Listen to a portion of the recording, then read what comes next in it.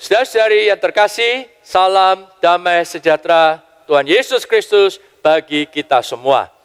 Sebelum kita menikmati pemberitaan firman, mari kita berdoa. Tuhan Yesus yang kami kasihi, kami mengucapkan syukur bahwa saat ini demi darah adimu kami dengan berani datang ke hadapan-Mu. Tuhan Yesus, ampuni pelanggaran-pelanggaran dan dosa-dosa kami. Hati kami terbuka terhadap-Mu. Suplaikanlah diri-Mu melalui firman-Mu. Tuhan Yesus, kami sambut firman-Mu dengan hati yang lemah lembut. Kiranya saat ini melalui firman-Mu, Engkau salurkan diri-Mu ke dalam kami, dan bawalah kami makin bertumbuh di dalam Dikau. Di dalam nama Tuhan Yesus, amin. Saudara-saudari yang terkasih, saat ini kita akan menikmati Kisah Para Rasul, pasal 3 dan 4. Di mana di pasal 3 tercatat bahwa Petrus dan Yohanes hendak pergi ke bait Allah. Pada saat itu Petrus di bait Allah melepaskan beritanya yang kedua kepada orang-orang Yahudi. Di dalam pemberitaan itu Petrus bersaksi tentang Yesus yang telah mati dan bangkit. Dan dia juga menasehati orang-orang Yahudi supaya mereka bertobat dan berpaling, sehingga mereka dapat berbagian atas Kristus yang naik dan datang kembali. Di saat mereka hampir mendekati bait Allah, yaitu di sekitar pintu gerbang bait Allah, mereka berjumpa dengan orang lumpuh yang sakit sejak lahir, sedang meminta sedekah. Pertemuan ini mendatangkan berkat bagi orang lumpuh tersebut.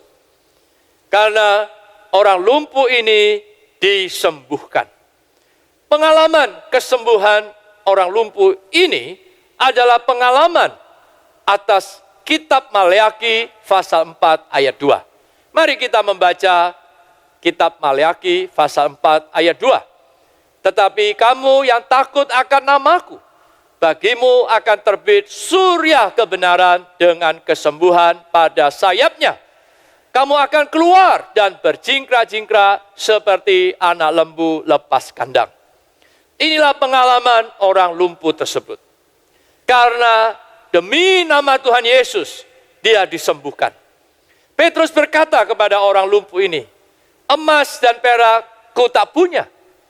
Demi nama Yesus Kristus orang Nazaret itu, berjalanlah. Sesuai orang lumpuh tersebut mendengar nama ini, percaya atas nama ini, nama Yesus Kristus. Dia berseru kepada nama ini, akhirnya dia disembuhkan. Haleluya. Kristus adalah surya kebenaran. Inilah yang dialami oleh orang lumpuh tersebut. Saudari, dunia ini adalah dunia yang penuh dengan kegelapan. Di dalam kegelapan penuh dengan maut atau kematian. Karena manusia telah berdosa, menentang, melanggar keadilbenaran Allah.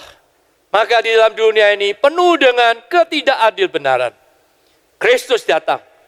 Dia menyelamatkan manusia sebagai surya kebenaran. Dengan pancaran terangnya, dia menyembuhkan manusia yang ada di dalam kegelapan.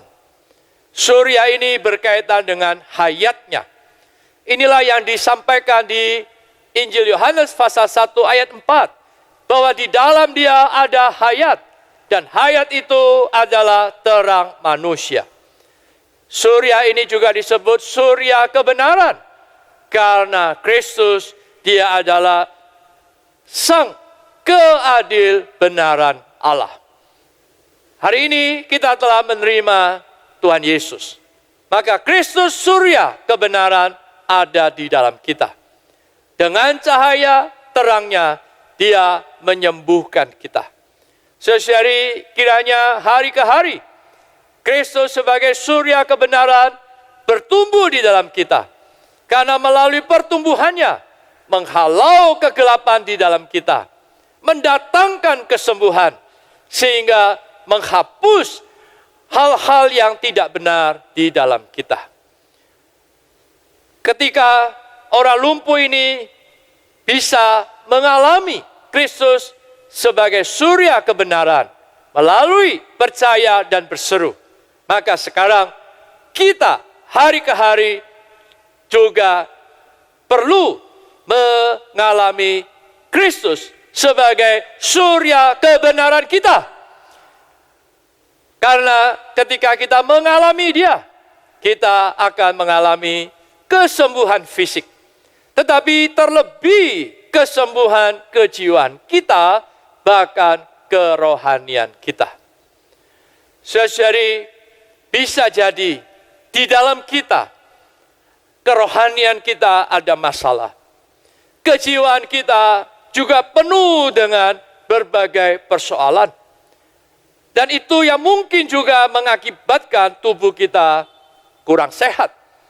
Maka kiranya Kristus sebagai surya kebenaran dengan sinar UV surgawinya menyoroti kita, menerangi kita, membereskan, menanggulangi sampai menyembuhkan kita seutuhnya. Sehingga kita bisa seperti orang lumpuh ini, kita bangkit, kita melompat-lompat, bergirang karena kesembuhan yang Tuhan berikan di atas diri kita. Demikianlah kita bisa memuji Tuhan dengan bersorak-sorai. Pada saat kita mengalami hal seperti itulah, maka kita ada di dalam waktu kelegaan. Inilah yang disampaikan Petrus di ayat ke-20. Tuhan mendatangkan waktu kelegaan. Waktu kelegaan ini adalah waktu kesegaran, waktu pemulihan. Saudara-saudari, maukah kita disegarkan?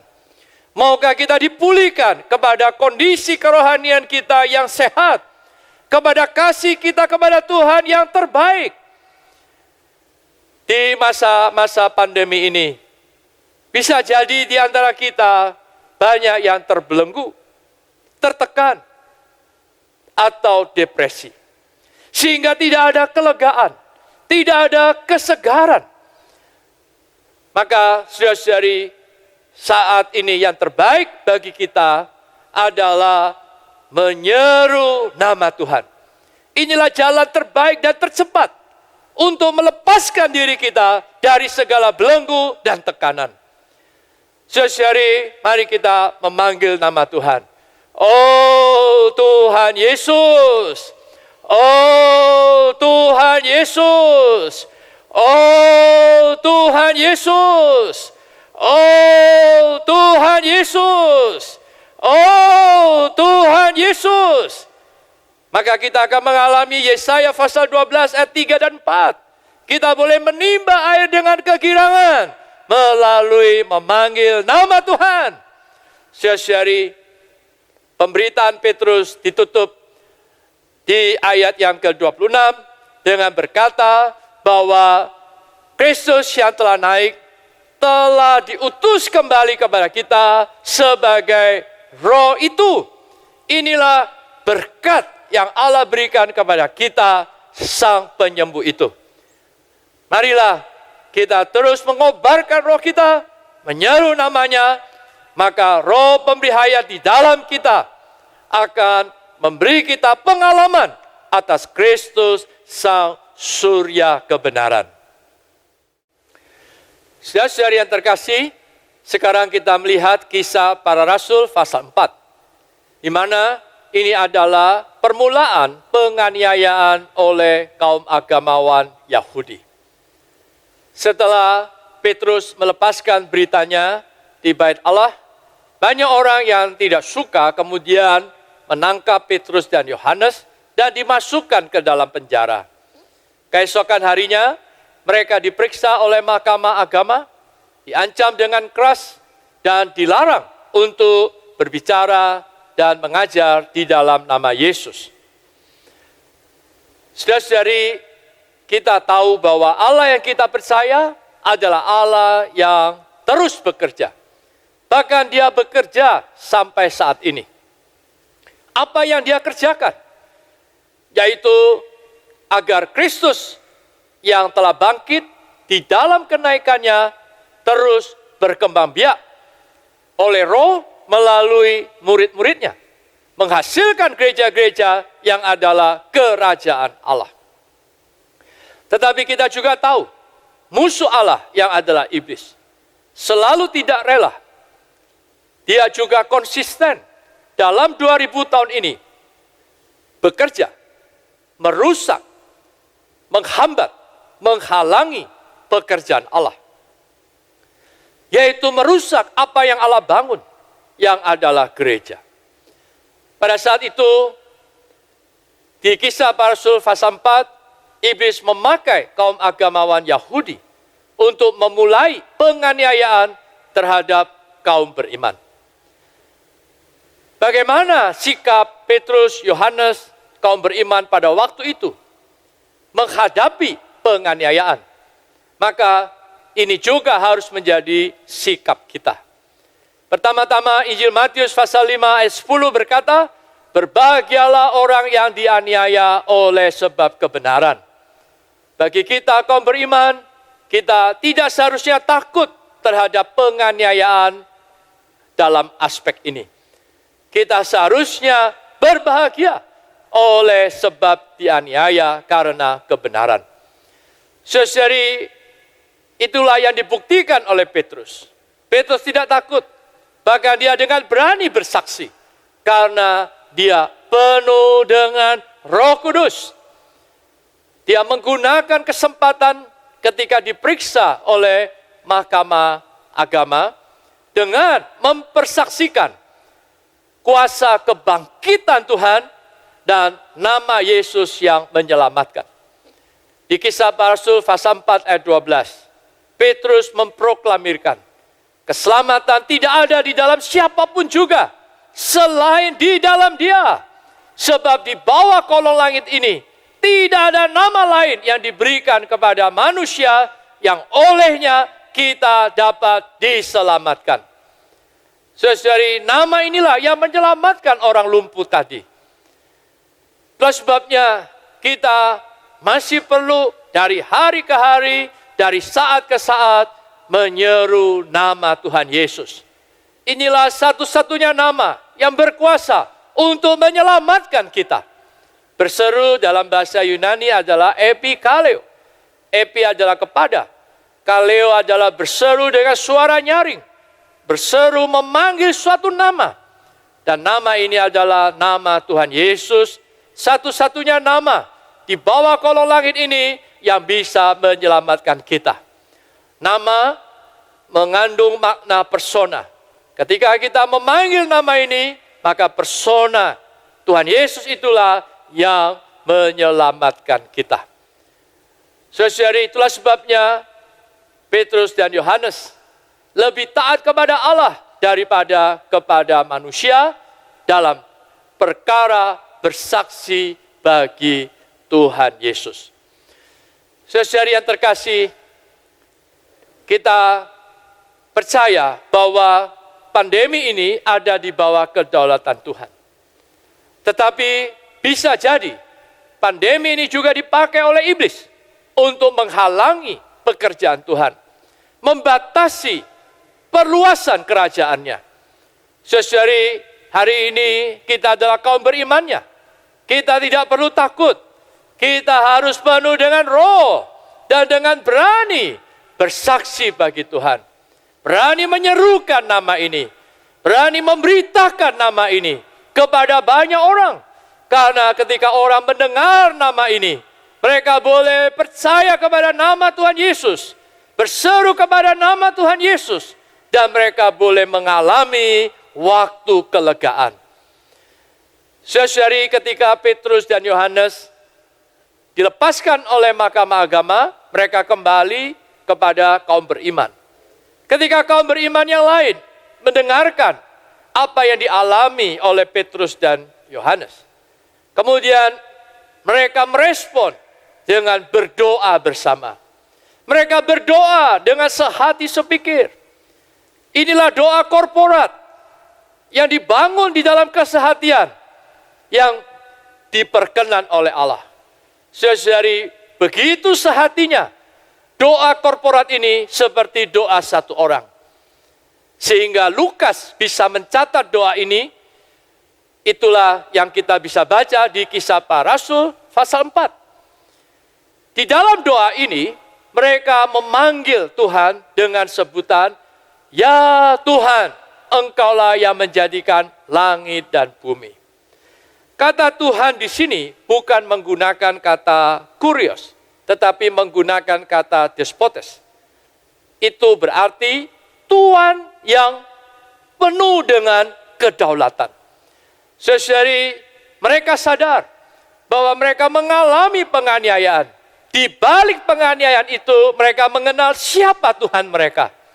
Tuhan mereka adalah Tuhan yang berdaulat atas segala sesuatu. Karena itu di dalam doa itu mereka memuji Tuhan. Dan pada akhirnya mereka dipenuhi oleh Roh Kudus. Dan mereka memberitakan firman Allah dengan berani. Saudari, inilah sikap yang normal. Sikap yang sebenarnya yang harus ada di dalam gereja. Hari ini memang kita dibatasi oleh pandemi.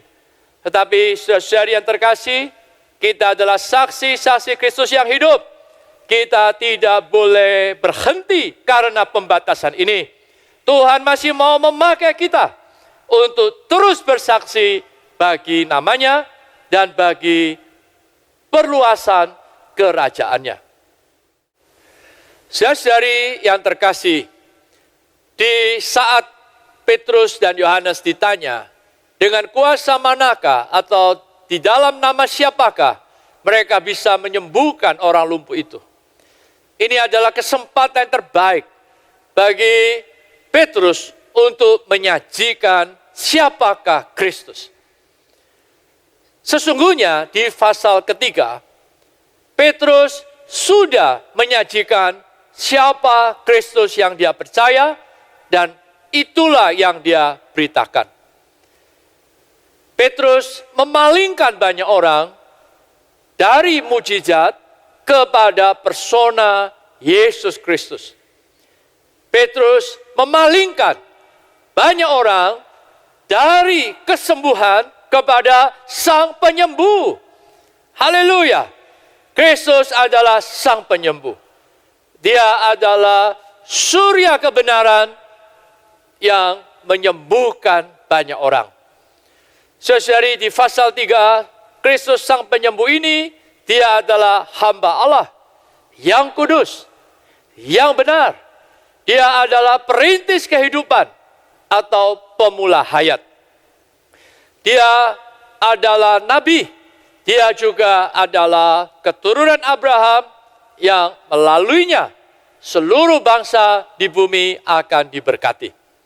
Kemudian di pasal 4 ini Petrus melanjutkan bahwa Kristus adalah batu bagi pembangunan Allah.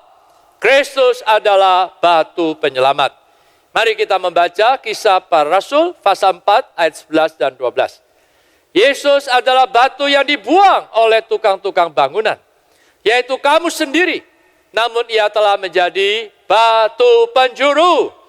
Tidak ada keselamatan di dalam siapapun juga selain di dalam Dia.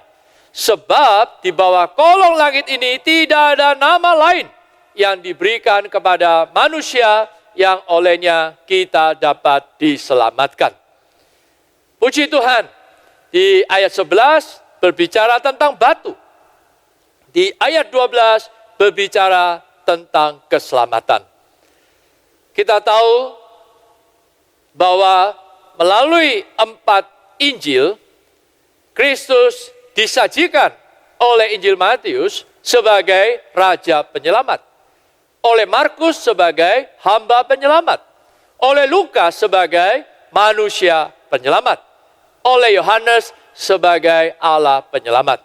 Sekarang di dalam Kisah Para Rasul, Petrus menyajikan Kristus adalah batu penyelamat, batu bagi bangunan Allah. Saudari, untuk apa Allah menyelamatkan kita? Sesungguhnya tujuan akhir dari pekerjaan Allah adalah Dia mau mendirikan, menghasilkan kediaman Allah. Tempat kediaman Allah ini bukan dalam bentuk fisik. Tempat kediaman Allah ini sesungguhnya adalah perbauran Allah dan manusia. Karena itu, ada suatu pemikiran tentang memiliki Allah sebagai tempat kediaman kita yang bisa kita temukan di sepanjang Alkitab. Di dalam Perjanjian Lama, Kitab Ulangan pasal 33 ayat 27 berbicara tentang Allah yang abadi adalah tempat kediaman kita. Saudari, Allah adalah tempat kediaman kita. Kemudian di Mazmur pasal 90 ayat 1. Di situ dikatakan, Tuhan, Engkaulah tempat perteduhan kami turun-temurun. Maka tempat kediaman ini bukanlah dalam bentuk fisik. Ini adalah persona Allah yang hidup sebagai tempat kediaman kita. Inilah yang disajikan dalam Perjanjian Lama. Sedangkan dalam Perjanjian Baru menyajikan bahwa kita adalah tempat kediaman Allah. Yohanes pasal 1 ayat 14. Dikatakan bahwa firman itu telah menjadi manusia dan tinggal atau berkemah di antara kita. Yohanes pasal 14 ayat 23. Tuhan berkata, jika seseorang mengasihi aku, ia akan menuruti firman-Ku dan Bapa-Ku akan mengasihi dia. Dan kami akan datang kepadanya dan tinggal bersama-sama dengan dia. Haleluya. Allah Tritunggal berhuni, berdiam di dalam kita orang yang mengasihi dia. Dan di Yohanes pasal 15 ayat 4 Tuhan berkata, tinggallah di dalam aku dan aku di dalam kamu. Ini menunjukkan bahwa sesungguhnya tempat kediaman Allah ini adalah tempat kediaman saling huni. Kita berhuni di dalam Allah dan Allah berhuni di dalam kita. Tempat kediaman inilah yang disebut oleh Tuhan di Yohanes pasal 2 ayat 19 dan 21. Di situ dikatakan, runtuhkan bait suci ini dan dalam 3 hari aku akan mendirikannya kembali. Tetapi yang dimaksudkannya dengan bait suci ialah tubuhnya sendiri. Lebih tepatnya adalah tubuhnya di dalam kebangkitan. Saudari, maka bait suci, tempat kediaman ini bukanlah bangunan fisik, tetapi ini adalah tubuh Kristus. Tempat kediaman Allah bersama dan saling huni antara Allah dengan kita. Dan hari ini kita bisa menikmati, mengalami tempat kediaman ini di dalam hidup gereja. Saudari yang terkasih, kita diselamatkan oleh Tuhan. Kita mengalami Kristus Sang Penyembuh. Dia adalah surya kebenaran. Kita boleh memanggil namanya, maka kita disembuhkan. Kita diselamatkan dan kita dibawa ke dalam masa kelegaan. Namun semuanya ini bukan untuk kepentingan pribadi kita. Tetapi semua yang kita alami ini adalah agar kita dibangun bersama sebagai tempat kediaman Allah. Itulah kerajaan Allah. Itulah ekspresi korporat Allah di muka bumi. Maka saudara yang terkasih, semoga firman Tuhan menguatkan kita. Mari di masa-masa ini, walaupun kita belum bisa bersidang di balai sidang kita sendiri, namun kita masih bisa menempuh hidup gereja. Hidup gereja tidak bisa dibatasi oleh pandemi. Kita bersama-sama terbangun satu dengan yang lain. Saudari, mari terhubung dengan anggota tubuh Kristus yang lainnya. Karena kita diselamatkan supaya Allah di muka bumi mendapatkan tempat kediamannya. Mari kita mengalami Kristus sebagai batu penyelamat. Diselamatkan menjadi tempat kediaman Allah. Sebagai ekspresi korporat Allah di muka bumi, yang hari ini adalah gerejanya. Kiranya Tuhan memberkati kita dengan firman-Nya dan kasih karunia-Nya yang berlimpah senantiasa menyertai roh kita. Amin.